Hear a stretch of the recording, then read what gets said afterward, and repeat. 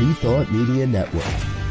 We are a global broadcast network of positive music, media, and entertainment, inspiring humanity's evolution along the journey of enlightenment and creating a world of love, peace, empowerment, and prosperity for all.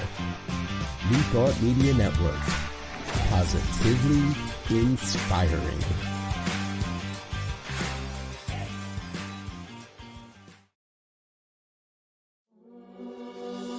Free my mind, open my heart with the whispers of truth. To live a conscious life, to live a conscious life on the growing edge. On the growing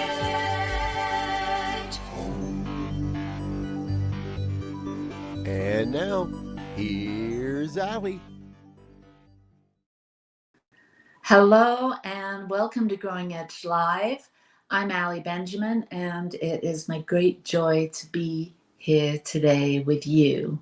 Whether you're here for the first time or you're back for more, I'm so glad that you made it and you're here for another incredible conversation with a soul-centered individual. Every week I have a different guest, and these people are amazing, from all different walks of life. I was just thinking about all the different guests I've had on the show. It's going to be 2 years in May, and today we have a really special guest. And every week we talk about life and the work they do and the impact they have on their communities, their families, their corner of the playground. And today I've got Alec Soderberg, and I met Alec several years ago. There he is, for those of you that are watching. We met here in Utah, where I live. I'm going to say a little bit about Alec. He is a modern exponent of Vedic tradition, the ancient culture that gave rise to yoga, Ayurveda, Buddhism, Hinduism, and countless other timeless practices. Since 2012, he has immersed himself in the study and practice of these traditions, training with esteemed teachers both in the US and in India. So welcome, Alec, to Growing Edge Live. So happy to be here. Thank you for having me. Oh, you're so welcome. It's good to see you. I haven't seen you in a few years.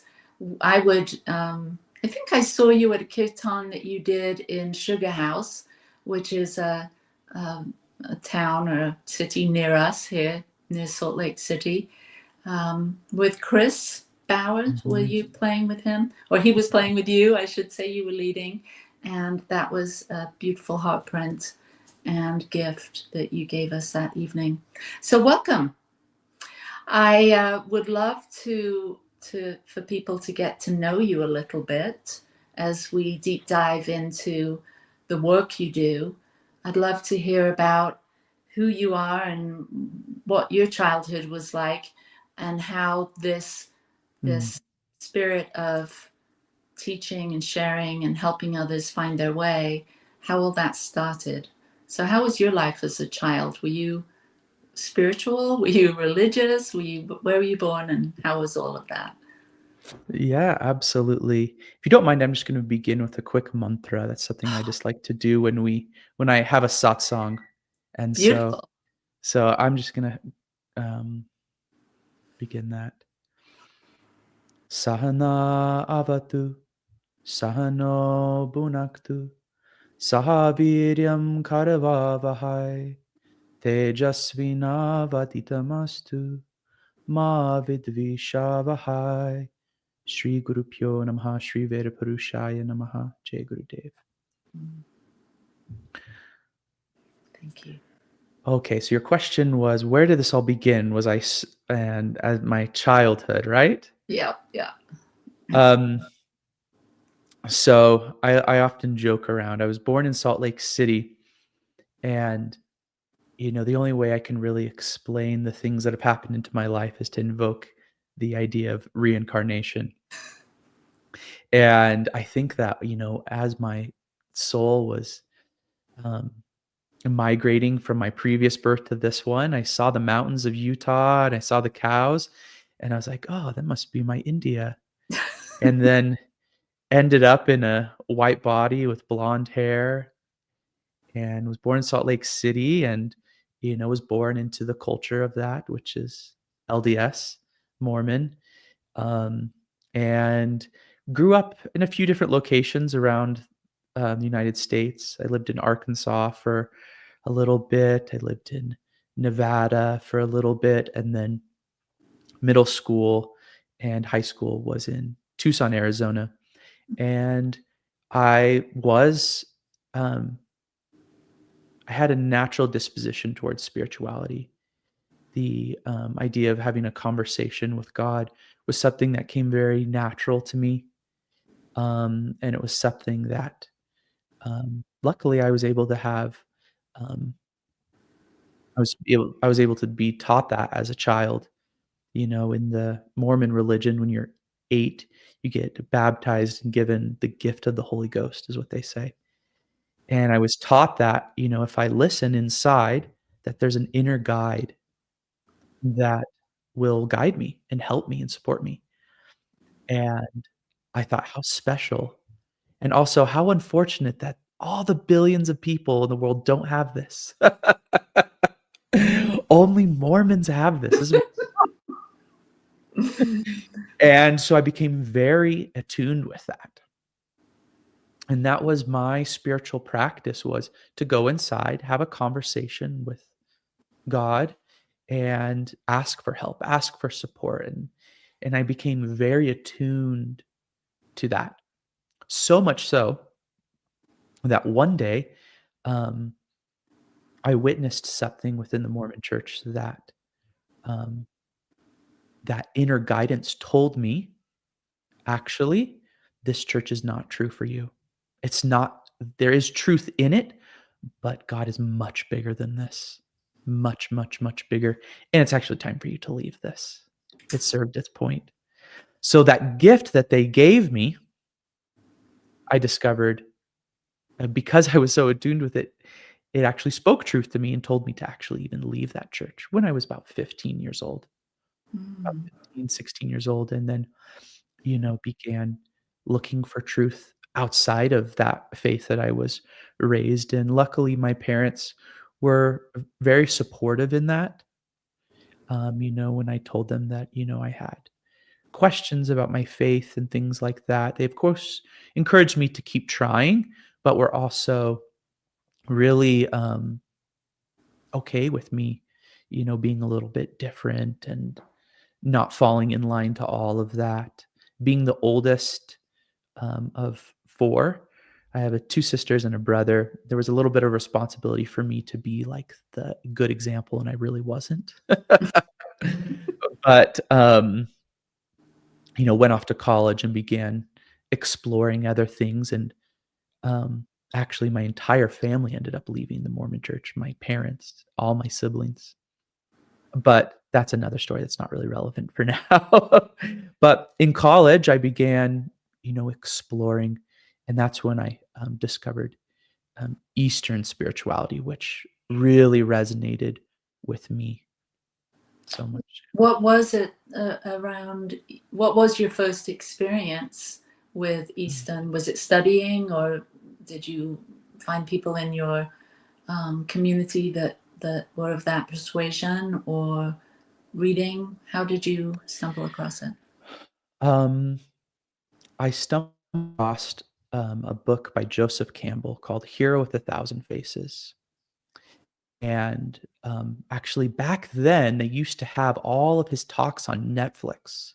Back when Netflix used to be the catch-all streaming thing, opposed to now where you have to have 5 different streaming services to watch all your stuff. It was all on Netflix back then. And they had these lectures by Joseph Campbell, and he had this theory of, the idea of the monomyth, that actually there is one human story that is being expressed in all these diverse ways throughout the entire world. This was so healing for me as an idea, Mm. because what it meant is the truth I experienced in Mormonism wasn't invalid, right? But it was in all traditions. And I began to study the language of mythology and the language of symbol. And through this, you can look at all the religions and begin to see what the religions are expressing through their iconography, through their stories, and begin to see the unity in all of these different traditions. This was incredibly healing for me. There's a very strong sentiment within Mormonism that's the one and only true church. And that, to me, did never ring true, right? And it was this idea, I have to choose one of these things, right? And so being able to have the permission to see the truth and everything allowed some of this, my angst of being, a teenager, early 20s person, to settle down. And then as I was studying these different mythologies, the stories and archetypes that spoke to me most were those of the Vedic culture, coming from the subcontinent of India, of Southeast Asia. And so as I was reading this, it was very much a solo journey. But there was a book that said, if you have sufficient karma, then you will find a tradition and a teacher and someone who can initiate you into this tradition and give you a practice to walk during this lifetime. And, as soon as I read that, I desired it. And then my next thought was, there's no way that I'm going to find that in Arizona. There's just no way. So I began just doing my best to kind of develop some type of spiritual practice from the books I was reading and YouTube. And honestly, it was very much, good beginner stuff, but, I was doing my best impersonation of what I thought like a monk should look like. Very stoic, very, and then that eventually led me to, even though I didn't think it was possible, finding a teacher, finding a tradition to be able to go and dive deep into. Luckily, I didn't have to wait too long. I was initiated into Vedic meditation at the age of 21 and quickly was able to find a mentor to really guide me and bring me to India and bring me to the source of the tradition and have a very authentic connection with Advaita Vedanta of Adi Shankara. That's really my tradition, and to, find the path that I walk in this life. I'll stop there. If you have any more questions, I can go into more detail into any of that. Oh, yes, I would. So you came across all of this while you were in university. Yeah. And you just developed this conversation with the divine or with God or through meditation and lived in that way of reverence in your life. Were you able to be a college kid, or were you, Oh yeah, absolutely. Yeah. In college I studied geology, and meditation, spirituality was a secret. It wasn't something I talked about with my colleagues. I would meditate every day in secret. A part of Vedic meditation, we meditate 20 minutes twice a day. So I'd meditate in the morning by myself, but then as I was studying in the afternoon, there would come a point where I would sneak away to meditate. And sometimes I'd get caught. I'd go under a tree and then they'd come up to me, "What are you doing?" I was like, "Oh, I'm just taking a nap. I'm just resting my eyes." Like, "Okay, we got more studying to do. Come on, come back." I would even sometimes go hide in the bathroom stall and meditate. And it was very much kind of a secret thing that I did. And so during those early years of you practicing or meditating, what was your what was the high? What was it? What was it that kept you sneaking off, wanting that, keeping it secret? What was your experience of meditation those first couple of years, would you say? Yeah, a few things on a very practical level. Um, the rest and the ease and adaptation energy I received from meditation was a superpower. I, as a child, didn't learn to read until I was like 11. Really was always behind. I remember teachers saying, "We're going to figure out what's wrong with you." All tests being pulled out of classes. I was very, very far behind in school. They labeled me with all kinds of things, ADHD, processing disorders, all of this stuff. I was just a very high energy boy, really. Why I wanted to be outside. I had no interest in being in school, really. Mm. And so I really only went back to college because I actually went to 1 year of college. I dropped out and was trying to be a professional musician with my band. And just drugs and naivety and all of those things meant that all of that failed.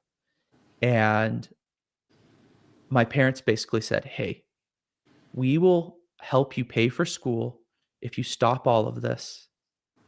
And I was just in such a dark place, really, that I was like, "I'm going to go to college just so my parents will help me." Mm.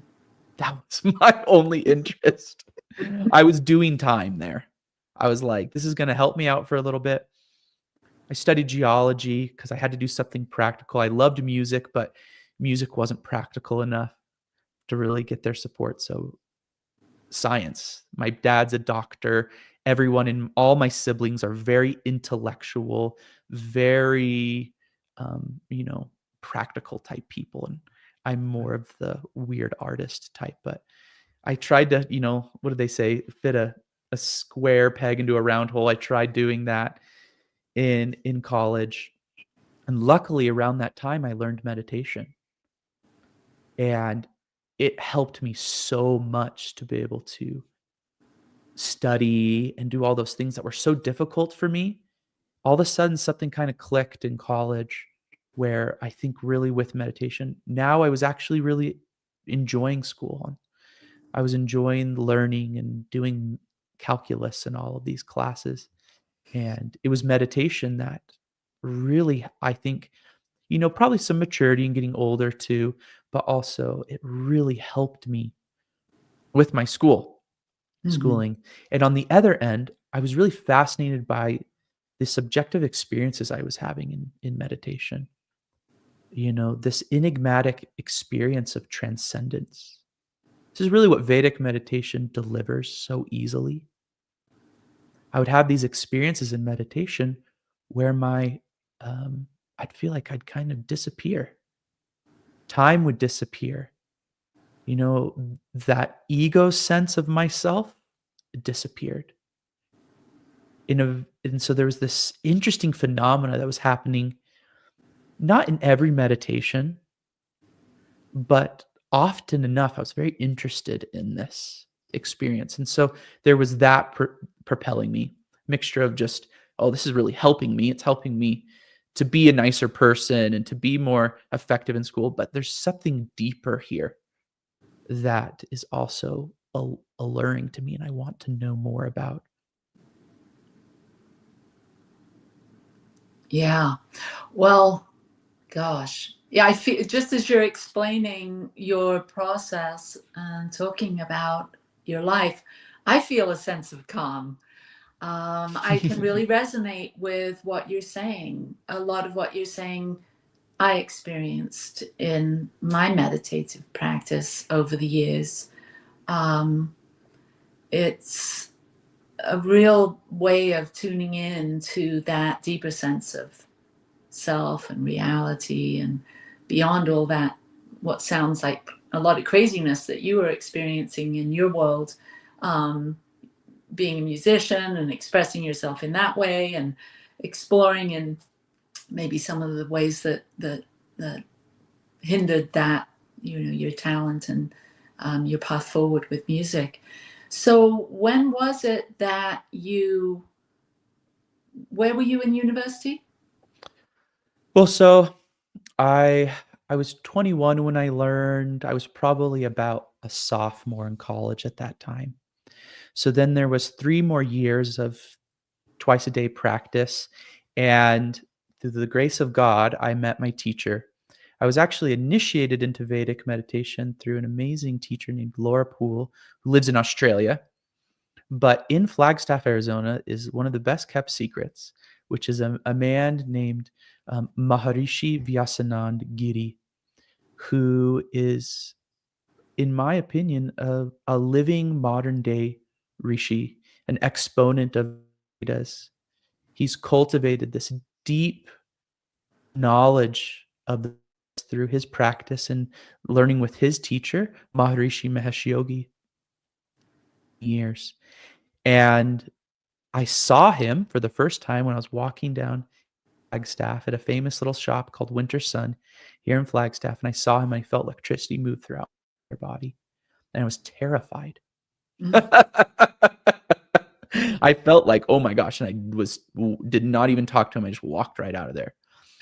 And then a few weeks later, we were at a coffee shop and he just walked up to me and my ex-girlfriend, well, my girlfriend at the time, and said, "You guys are meditators." He could feel it.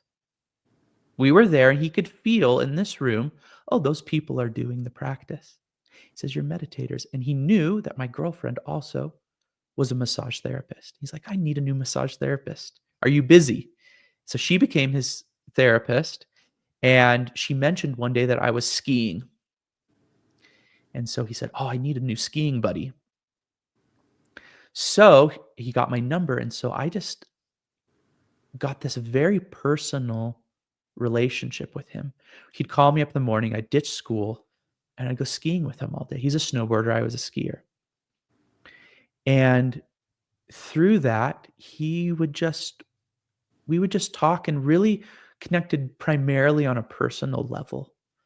He was very interested in science, and I was studying geology, so he would talk to me a lot about science.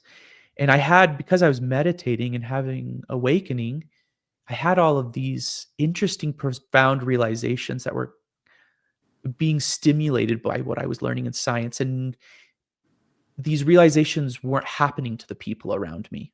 Like when I was studying calculus and we were talking about, asymptotic divergence towards infinity. And I'd say, this is what's happening to me in meditation. And because he's a neuroscientist and has this big science background, we were able to have these really interesting, on my end, it sounded like very scientific conversations, but turned into these very interesting spiritual conversations. And so the way that it happened, funnily enough, is my girlfriend was wanting to become a Vedic meditation teacher. So she was taking the prerequisites and going along that. And he was just like, "You should just take it with her." He just very gently guided me, "You should just do this." Or like, "Oh, I'm not interested in being a Vedic meditation teacher. I want to be a geologist. I'm going to be a glaciologist. I'm going to be an environmental scientist. These are my aspirations." I think you'll just enjoy it. Just take it with her. And eventually I graduate from college. I can't get into grad school. I can't get a job. And one sleepless night, I just applied to Vedic meditation to become a Vedic meditation teacher on a whim. And I get accepted. My girlfriend doesn't get accepted. And that meant that I left everything, which was very easy as like a 24-year-old.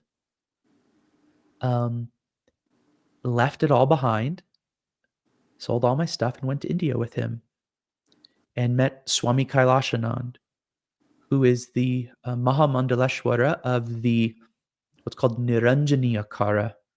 These are the very prestigious, there's 13 akaras within Hinduism is a very large thing, but really the crown jewel of Hinduism is Advaita Vedanta through Adi Shankaracharya. Right now Kumbh Mela is just wrapping up. That is because of him, and his 13 akaras are there. And so I met him, and under his permission, I began an intense tapasya of meditation for 14 hours a day for months at a time, and learning puja and learning all these things so that I can come back to America and share sadhana with people as if they were to go to India. I get the responsibility of bringing India to Arizona and to Utah, and bringing this tradition, and giving initiation and giving mantra diksha, meaning giving someone a mantra to practice with, in a living teacher to student tradition. We don't give mantras over Zoom, it's still taught in person. And, I have the great honor of being a custodian of this tradition. And it all happened to me so easily. I just had to say yes, pretty much. I just said yes, yes, yes, yes. And it all unfolded for me effortlessly for me to become a teacher, at a young age. I landed in India like the day after my 24th birthday. And I was there on this training with all of these TV executives, and they had a huge successful career. And now they're adding on to as being a meditation teacher, and they're sophisticated. And I'm just this kind of young Flagstaff smelling. And I find myself with all of these grown-up adults and feel, out of place. But I did it. And then for the last, I graduated in 2016. For the last, how many more years, I must have landed in India my day after my 25th birthday. I'm so bad at remembering my timeline precisely. But then coming back, and since 2016, I've been sharing this sadhana with people and practicing it myself, and continuing to, immerse myself in these teachings and just see it transform people's lives. And, for me, my big passion is sharing meditation in an authentic way that honors the tradition from which this practice has come, and if we look at Advaita Vedanta and the teachings of Advaita Vedanta, it has been so influential in so many spiritual traditions. If we look at the New Age traditions in general, and we try to take away the stuff that came from India, there would be almost hardly anything left, including Jesus Christ, who I believe went to India. That's my conviction. If they can believe he walked on water, I can believe he can walk to India. Oh my gosh, it's just so true. As you put it that way, there's so much in a lot of sort of current day spirituality practice, teachings, wisdom, whether I go to the bookshop and pick up a self-help book, or read people's memoirs that have, awakened or have a higher, level or higher consciousness. There seems to be these threads of teachings, yogic, teachings from Hinduism that are woven in. Like you and I were talking before the show a little bit about Ernest Holmes, the author of The Science of Mind, and a lot of his teachings combine the teachings of Jesus with the teachings from the East. And so, it may not be overt, but it's woven in, it's threaded in. Yeah. And I guess with the type of meditations that you're doing, it is all about tuning in to oneness. And so that I'm guessing here, kind of making some assumptions, but I'm assuming that that's the core premise of what you've been studying, or what you were studying back in 20 whenever it was in India, was this premise of oneness and interconnectivity and interrelatedness. And so it's how usual that it we'd all be drawing from the same pool and manifesting our form of spirituality or religion or philosophy on all the different continents around the world, in that similar tone or that similar vibration and feeling that you're sharing. I want to take a really quick break, and we're going to come back, and I want to talk about your time in India just a little bit more. I'd love to. Thank you. Okay. See you in a minute. See you in a minute. Please help us say thank you to our organizational sponsors, including the Hefferland Foundation, Affiliated New Thought Network, International New Thought Alliance, Science of Mind Archives and Library Foundation, Center for Spiritual Living Denver, Center for Spiritual Living Midtown, New Thought Philadelphia, Planned Happiness Institute, Summit Center for Spiritual Living, One Heart Retreats, Center for Spiritual Living on the Lake, Unity Kitchener, Unity Spiritual Center Ottawa, Om Center for Spiritual Living, thesatyacenter, Begin Within Ministries, Center for Spiritual Living North Jersey, Unity of Savannah, and the Center for Spiritual Living Seattle, as well as all of our individual donors. Thank you for being part of the New Thought Media Network. Please like, share, and subscribe. New Thought Media Network, positively inspiring.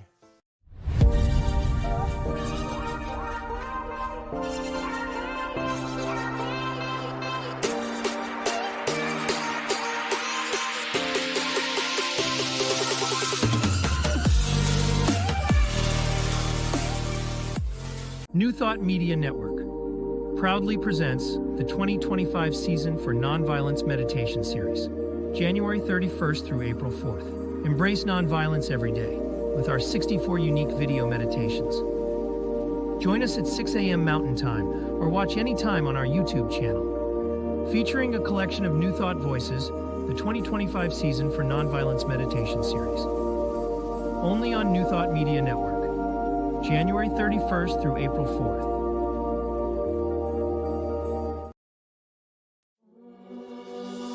Free my mind, open my heart with the whispers of truth. To live a conscious life, to live a conscious life on the growing edge. On the growing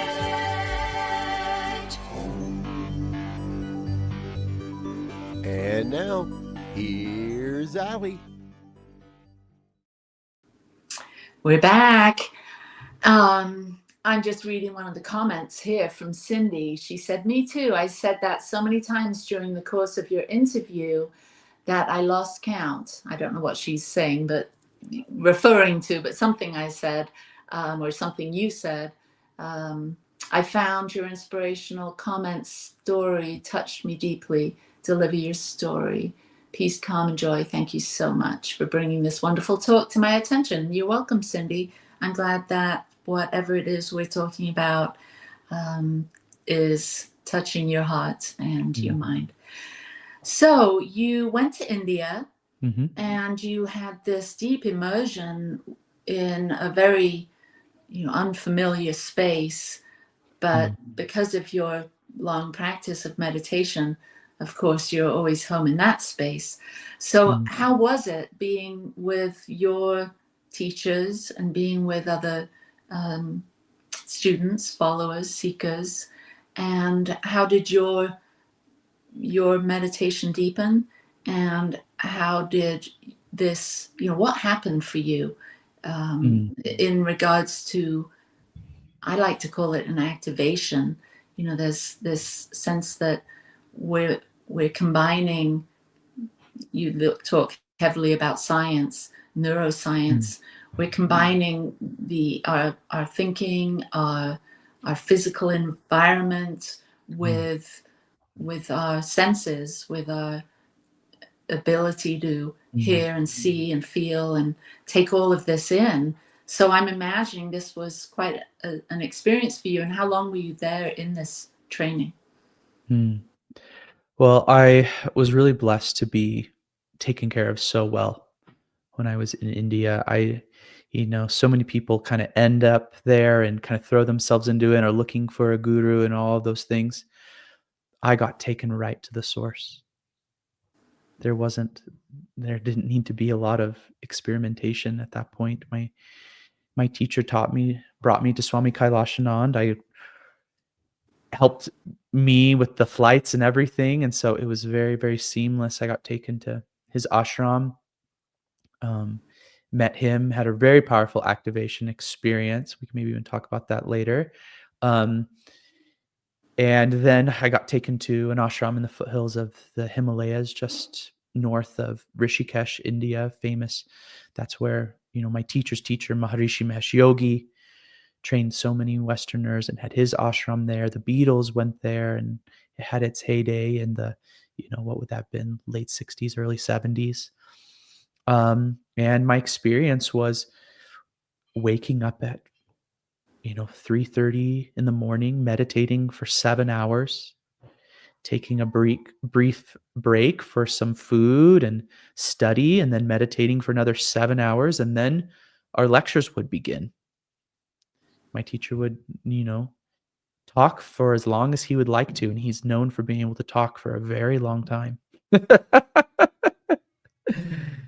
And so we wouldn't get to bed until, around 1:00 or so. So only, having horizontal sleep time for, 2, 3, 4 hours a night, and then back to meditating. And like this, I did this for, a few months, studying and learning puja and being, trained to be able to come back and teach this, and then having the permission of Swami Kailashanand to be able to share this, having his blessing, and then of course the support and guidance and blessing of my teacher to Vyasanand Giri. So that was what I was doing on that first trip. So I was there for about like 100 days that first trip, and I really only saw India on my drive into the ashram, my drive out. Most of what I was experiencing from India was very energetic, and I was experiencing the shanti of being in the mountains, of being far. But I was very curious about this hustling, bustling aspect of India. So, after a few months of being back in America, I went back to India. And for the next 4 years, my focus was, how do I stay in India for as long as possible? Home for a few months to put on a little bit of weight, to kind of heal, maybe fix a broken tooth, save up some money, and then I would go back. And so for about 4 years, that's what my focus was. And then that's where I got more of the experience of India, of riding on trains and solo traveling and getting sick and getting robbed, and all of the India initiations that it gives you for everyone that has traveled there. I got all of that eventually, but my first trip was not like that. Later on. Yeah, I have not been, but it sounds, my husband, he's saying maybe that's where we should go. That's our next, experience, or so we're pondering that at the moment. So you mentioned this activation during that 100 days. This obviously is like a key point or a high point or a very significant moment for you. Can you share a little bit about that and how that it still impacts you today as a teacher? A lot of the experiences are private, to be honest. But in general, what I can say is, I got the opportunity to go deep into monkhood, in a sense. I wasn't cooking for myself. My entire existence, 24 hours a day, was on my practice.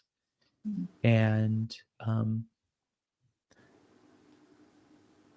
in 14 hours a day of meditation, and deep experiences, boring experiences, the whole gamut, the whole range, a lot of releasing and purification happening in that process, and being present with that, which is sometimes was sticky, but ultimately in my greater benefit. Absolutely. Um, Being able to learn how to perform puja. Puja is a ceremony of gratitude, is a way that was really probably the greatest boon that I took from that experience. It's a way for me to be able to connect with the living consciousness of my teachers, whose bodies are no longer locatable on earth, but their consciousness is. And through the practice of puja, I have a way to really connect with them, and something that I keep alive to this day. And that was very transformational um, for me um, as well. And being able to, luckily I've had so much personal time with my main teacher, Maharishi Vyasanand, and continue to, but also to be able to have that relationship with Swami Kailashanand in India. There's this phrase in India called darshan. And darshan means to see and be seen simultaneously. It's really the breakthrough into what we call sacred. This word sacred is, talked about so much. Sacred tea ceremony, sacred walk, sacred this, sacred that. What is sacred? Is it the object that makes something sacred? What is it? The experience of sacred is when there's that breakthrough in which you are actually not only seeing truth, but truth is looking back at you. It's that reciprocity of nature and recognition of the living reality of nature, which I call sacred. And so it's a very important experience within the Vedic culture. When they go to temples, there's not really sermons or things like that. You go and you want to look at the deity, and they have big eyes because you want to see God. You want God to see you. Hey, I'm over here. Eat this food. Bless me. Take care of me. I'm your child. Relationship is so key to spirituality. And be able to have the darshan of Swami Kailashanand and have that experience of being seen by him was life-changing, and like we were saying, activating. I can't remember the exact word you had, but that I was able to really have that experience with him, which is something I deeply cherish. I can feel that. So what would you say currently, based on all of this that you've been sharing with us, is your purpose now that you have been through the trainings, that you've had this amazing experiences, and you were asked or blessed to come here to America and to teach and to share, and I know that you are a musician too, and so can you share what it is you were asked to do and what it is you actually do, and how people can get with you to experience some of this? I asked Swami Kailashananda this as I was leaving. I said, what is your message for me to share with the world? And he laughed a little bit and he said, all bodies, one body. All bodies, one body. He doesn't speak very much English. So he said that, and I did. I was like, I wanted to make sure. I was like, do I have your permission to share this? He said, no permission. Command. You must do this. So it's my responsibility very much. to share this. And I could say on one level, it's my purpose to share this knowledge and to find the people that resonate with it and are looking for this, which, I naively expected that I'd come back to America and the line would be out the door. And I would just be teaching thousands of people, and it hasn't been quite that fast yet. But I am very blessed to be able to teach this and to be able to support my family through teaching this and teach so many people. But, when I think, what is my purpose? I think rest and enjoy, honestly. I don't think, I have this big mission or anything like that so much.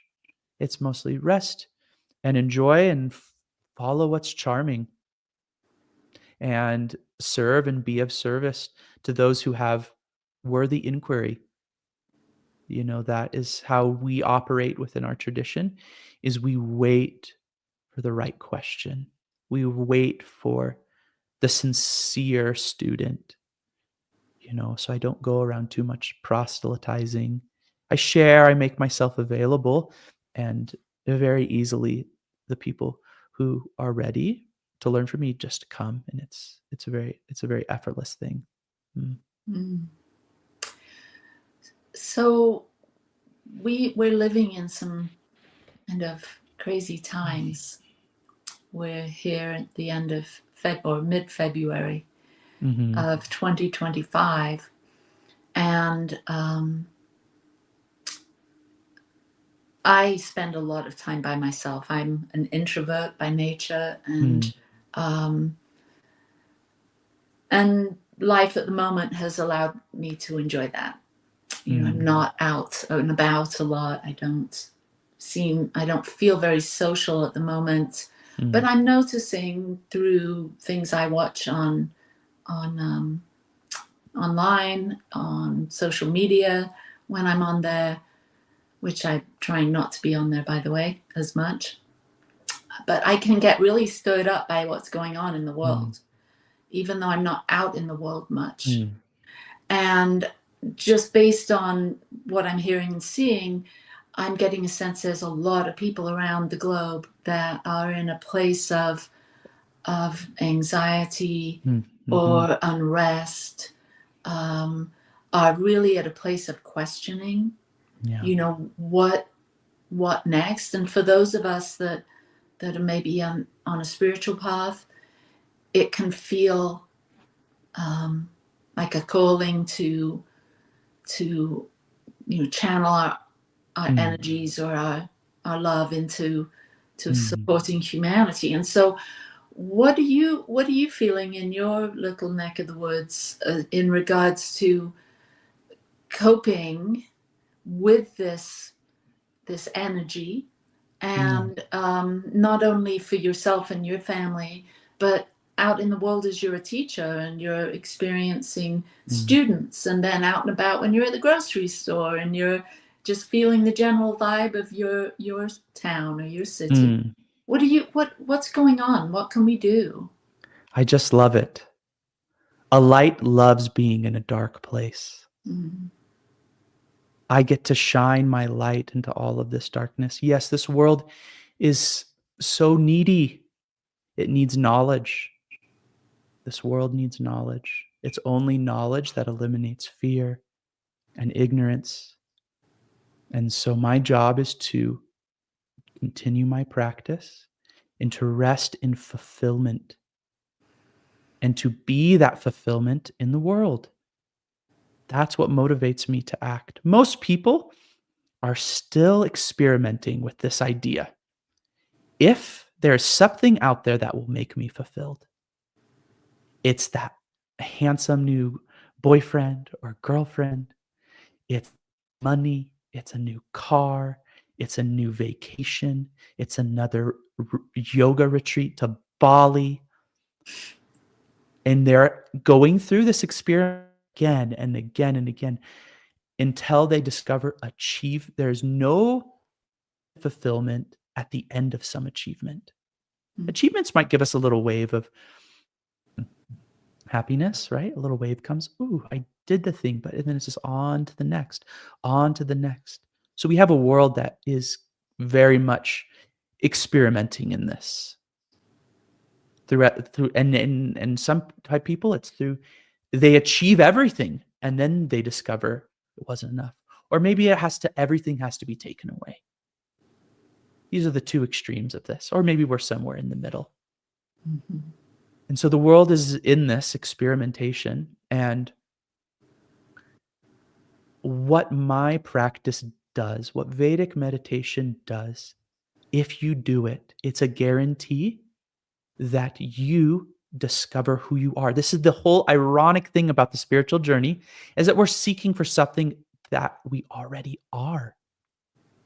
Vedic meditation is a systematic process to be able to quiet the mind and experience your true self, your inner fulfillment that the books talk about so much, that the masters have talked about of all traditions.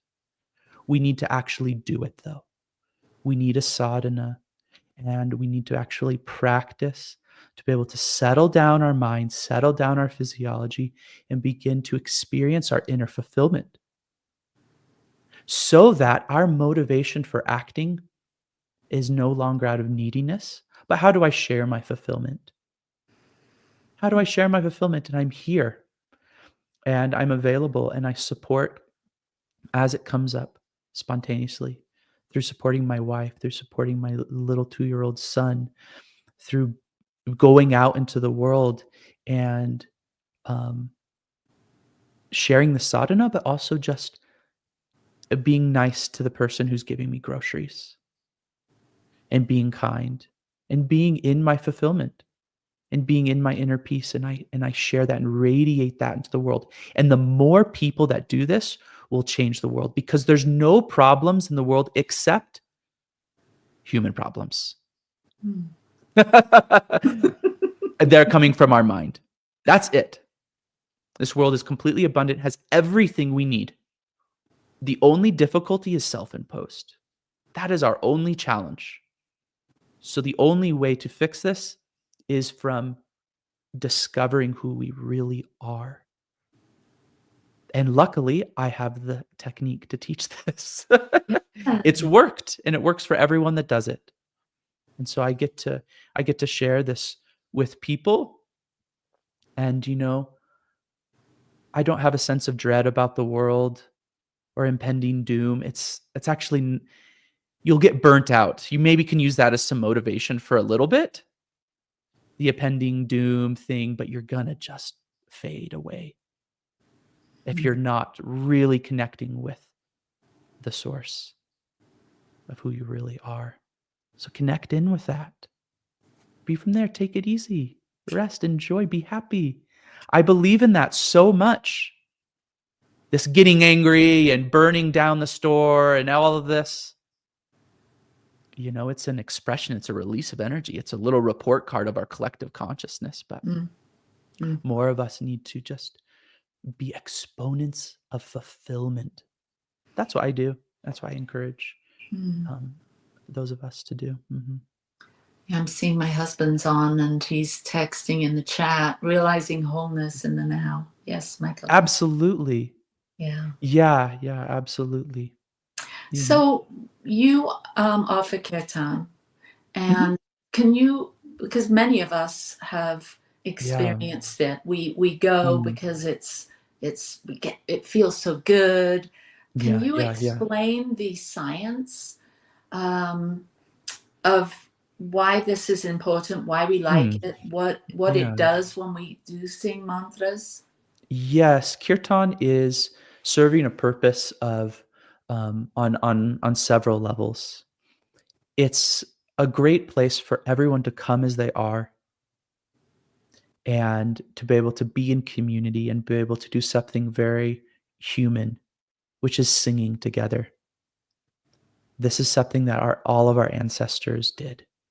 Singing in a collective sense, this call and response chanting, is a way to get everyone involved. We all like going to concerts and watching, but this allows us to also participate. Singing is one of the most vulnerable things that we can do, actually.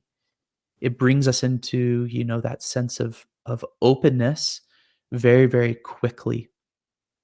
And so that's another benefit of it.